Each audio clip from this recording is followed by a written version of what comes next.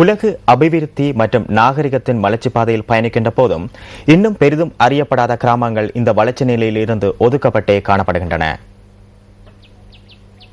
3 வருட கால யுத்தம் விட்டுச் சென்றது இழப்புகளையும் அழிவுகளையும் மாத்திரமல்ல, யுத்தத்தால் மக்கள் இழந்தவை ஏராளம். யுத்தத்தின் பின்னராவது சீரான வாழ்க்கை கிடைக்கும் என எதிர்பார்த்திருக்கும் மக்களுக்கு தொடர்ந்தும் உரிமைகள் மறுக்கப்படுவது கவலைக்குரியது. இவ்வாறான ஒரு நிலையில் வாழ்ந்து வரும் மக்களே வவுனியா ஓமந்தை கள்ளிக்குளம் மக்கள். யுத்தத்தினால் மிகவும் பாதிக்கப்பட்டு பல இடம்பெயர்வுகளை சந்தித்த இவர்கள் 22 வருடங்களின் பின்னர் 2011ஆம் ஆண்டு காலப்பகுதியில் கள்ளிக்குளம் கிராம சேவையாளர் பிரிவுக்குட்பட்ட கள்ளிக்குளம் மற்றும் சிதம்பரம் ஆகிய 2 கிராமங்களிலும் மீள்குடியேற்றம் செய்யப்பட்டனர்.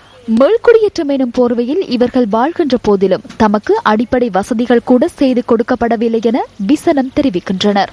நாங்கள் 3 வருஷமா எங்களுக்கு வீட்டு திட்டம் கிடைக்கவில்லை. முதலாம் கட்டம் வந்த வீடும் எங்களுக்கு கொடுக்கல. அப்ப அதனால நாங்க இங்கேதான் இருக்கிறோம். இந்த கிராமத்தில் 250 குடும்பங்களைச் சேர்ந்த 820 பேர் வரை வசித்து வருகின்ற போதிலும் வவுனியா நகரிலிருந்து 15 கிலோமீட்டர் தொலைவில் உள்ள இந்த கிராமத்துக்கு போக்குவரத்து தொடர்பில் எந்தவித ஒழுங்குகளும் செய்து கொடுக்கப்படவில்லை என்பது எமக்கு தெளிவாக புலப்படுகின்றது. மாணவர்களின் கல்வித்திறனை விருத்தி செய்து எதிர்காலத்தை தீர்மானிக்கும் பாடசாலையொன்று ஓலை கொட்டிலாக இங்கு இயங்கி வருவதுடன் தரம் 9 வரையே கற்றல் நடவடிக்கைகளும் இடம்பெறுவது வேதனைக்குரியது. இங்கே கற்ற வசதிகளோ பிள்ளைகளுக்குரிய அடிப்படை வசதிகள் நிறைய பூர்த்தி செய்யப்பட இருக்கு. இப்போ டீச்சர்ஸ் வந்து போறதும் சரியா சிரமமா இருக்கு. ஏன்னா போக்குவரத்து வசதிகள் இல்லை. இப்படி இயங்கி கொண்டு இருந்தா எங்களோட பிள்ளைகளோட படிப்பு பாதிக்கப்படும். பாடசாலையும் மூட வேண்டிய நிலைமை வரும்.